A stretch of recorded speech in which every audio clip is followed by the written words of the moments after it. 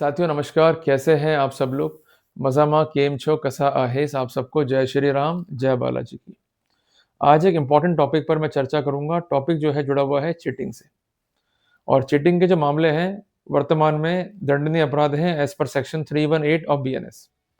साथियों मैं डिस्कस करूँगा एक बेल आर्गुमेंट को और जब भी चीटिंग के मामले में हम फँस जाते हैं, तो किन-किन बिंदु पे जो है ध्यान देना होता है, ताकि हम एक इफेक्टिव केस जो है पुट अप कर सकें रिगार्डिंग द बेल। मैं बात करूँगा एमपी हाई कोर्ट के महत्वपूर्ण फैसले की। ये फैसला है दिनांक 19 फरवरी 26 का। करीबन-करीबन गबन है 5 करोड़ 86 लाख का। छोटा-मोटा गबन नहीं है। पर तब भी जो है अक्यूज़ को बेल मिली। तो क्या-क्या उसके पॉइंट थे, किस प्रकार अक्यूज़ ने जो है प्रोसीड किया। देखिए, जब भी आप गिरफ्तार होते हैं किसी गबन के मामले में या चीटिंग के मामले में, तो आपकी बेल लगती है बिफोर मजिस्ट्रेट। अगर मजिस्ट्रेट जो है बेल नहीं देगा, तो we have to apply before court of session as per section 483 of BNSS. अगर वहाँ से भी जो है बेल नहीं मिलेगी, तो हम जाएँगे ऑनरेबल हाई कोर्ट में और सेक्शन क्या रहेगा 483 ऑफ बीएनएसएस। एक बात ध्यान रखिएगा कि जो ये कंसर्न सेक्शन है, ये डील करता है with the special power of honourable sessions court and honourable high court to incline और to decline the bail plea. Clear है? तो कुल मिला के सबसे पहले जब भी आप बेल को मूव कर रहे हैं, do not be in the anxiety और पैनिक। सबसे पहले एफआईआर को पढ़ें। एफआईआर पढ़ते ही हमें केस के बारे में जो है जानकारी हो जाती है कि अपराध जो है कब हुआ है, एफआईआर जो है कब हुआ है। कहीं ये तो नहीं कि केस में जो है डिले हुआ है, कहीं ये तो नहीं कि सिविल डिस्प्यूट था और उसको बनाया गया आपराधिक मामला। तो एफआईआर को पढ़िए तसल्ली के साथ में, do not be in the anxiety, बार-बार मैं कह रहा हूँ। और एफआईआर कैसे मिलेगी अपने को? एफआईआर आपको मिल सकती है ऑनलाइन और अगर नहीं मिलती है ऑनलाइन, तो आप किसी भी वकील साहब से कह करके कंसर्न कोर्ट से जो कंसर्न एफआईआर है, उसकी कॉपीज़ को जो है ले सकते हैं। There is no need to worry. बहुत सिंपल प्रोसेस है, माइनर काम है। एफआईआर में अगर सेक्शन है 318 सब क्लॉज़ 4 या सेक्शन 316 सब क्लॉज़ 2 या सेक्शन 316 सब क्लॉज़ 5 या सेक्शन 3 सब क्लॉज़ 5 ऑफ बीएनएस। सबसे पहले आप लोग देखिए ऑफेंस के इंग्रीडिएंट्स क्या हैं। अगर हम बात करते हैं चीटिंग की, आप सब जानते हैं चीटिंग कैसे होगा कि आपने एक फ़ॉल्स प्रॉमिस किया, क्लियर है? या एक फेक डॉक्यूमेंट जो है तैयार किया, जिसके कॉन्सिक्वेंस में आपने किसी व्यक्ति को इंड्यूस किया टू पार्ट विद मनी और प्रॉपर्टी और आप जानते हैं कि जो प्रॉमिस आप कर रहे हैं, ये डॉक्यूमेंट जो तैयार हुआ है ये फेक है।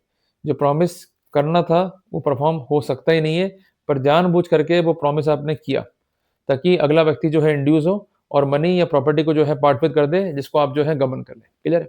तो कुल मिला करके आपकी जो इंटेंशन है वो होनी चाहिए बैड। अगर इंटेंशन बैड नहीं है, मेयर सिविल डिस्प्यूट है, तो वहाँ बेनिफिट ले सकते हैं। अब हम पढ़ते हैं एक केस स्टडी। एक व्यक्ति का कहना ये था कि दूसरा व्यक्ति मुझसे जो है माल ले गया उधार, उसके जो है पैसे नहीं दिए और अल्टीमेटली जब पैसे माँगने गया, तो मुझे जो है धमकाया, गालियाँ दी और मेरे पैसे जो है उसने खा लिए। अब आपने फैक्ट पढ़ा, क्या दिखाई दिया आपको?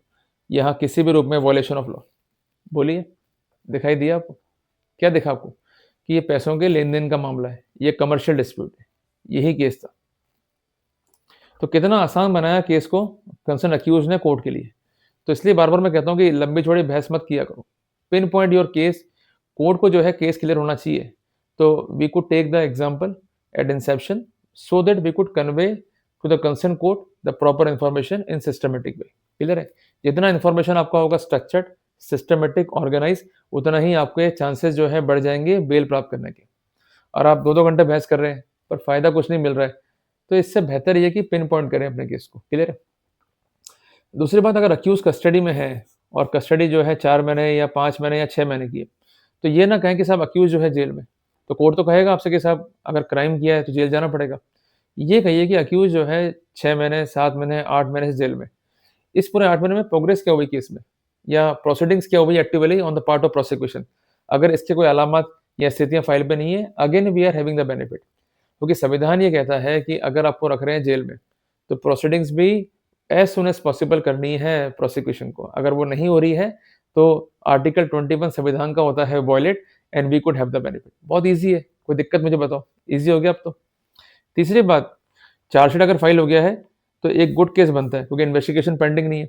तो डर क्या होता है प्रोसिक्यूशन को कि इन्वेस्टिगेशन को जो है खराब करेंगे, इन्वेस्टिगेशन को ये करेंगे ऑब्स्ट्रक्ट या गवाहों को डराएँगे, धमकाएँगे, परेशान करेंगे, थ्रेट करेंगे। अगर चार्जशीट आ गया है, तो समस्त संभावनाएँ जो हैं खत्म हो गई। तो basically we are indicating the compliances of section 480 sub clause 3 of BNSS. सबसे इम्पोर्टेंट बात, कोई क्रिमिनल रिकॉर्ड आपका है क्या? अगर नहीं है, we are having the benefit. सबसे इम्पोर्टेंट बात, trial will take a very long time to conclude. और जो मैंने बताया केस आपको, उसी बिंदु पे एक जजमेंट भी है ऑनरेबल सुप्रीम कोर्ट का, जिसका साइटेशन है 2024 वॉल्यूम 10 एससीसी, पेज है 690। इसमें क्या लिखा गया है? If payment is not made, the seller could avail the civil remedy. तो सुप्रीम कोर्ट ने ये तो कहा है कि अगर पेमेंट नहीं मिला है, go to a civil court. तो इसमें चीटिंग या इसमें गबन का मामला जो है कैसे बन गया? क्लियर है? तो जब भी आप बेल को आर्ग्यू कर रहे हैं तो ये पॉइंट जो है ध्यान में रखें। इसके अलावा जो अक्यूज का वर्तमान स्टेटस है, इस पर जो है जोर दें, और उसकी कोई ऐसी कोई इंटेंशन नहीं रही है गबन करने की। तो जब भी कोई मामला हो ना फाइनेंस का, वहाँ पर ज़रूर आप बनाएँ कैश फ्लो स्टेटमेंट। जबकि मैं इसलिए बोल रहा हूँ कि आपने पैसा लिया मार्केट से, क्लियर है, या सामान लिया, आपने सामान आगे जो है किसी को बेचा, तो वो सामान आपका जो है खा गया, या पैसे आपने किसी को आगे दिए, पैसा वो खा गया। तो basically these statements are helpful to show that you are not having any intent to embezzle, बल्कि आपने तो फर्दर इन्वेस्टमेंट किया, जिस चक्कर में आपको जो है नुकसान खाना पड़ा। You are the victim, then why we have to face the charges as accused. तो छोटी-सी बात ये है कि अगर आप काम लेंगे समझदारी से, जो प्रोटोकॉल हैं अकाउंट्स के वो फॉलो करेंगे, खासकर चीटिंग के मामलों में, गबन के मामलों में, तो वहाँ पर पैनिक जो है कम होगा, क्लियर है? ताकि आप इफेक्टिवली अपना जो है स्टैंड ले पाएँगे, और बगैर किसी डर के या समस्या के आप जो बेल की रेमेडी है या जो अन्य रेमेडी है, उसको भी जो है प्राप्त कर पाएँगे। तो मैं उम्मीद करता हूँ कि मैंने आपको महत्वपूर्ण जानकारी दी। जल्दी मिलेंगे एक नए टॉपिक के साथ। टिल देन, जय राम जी की।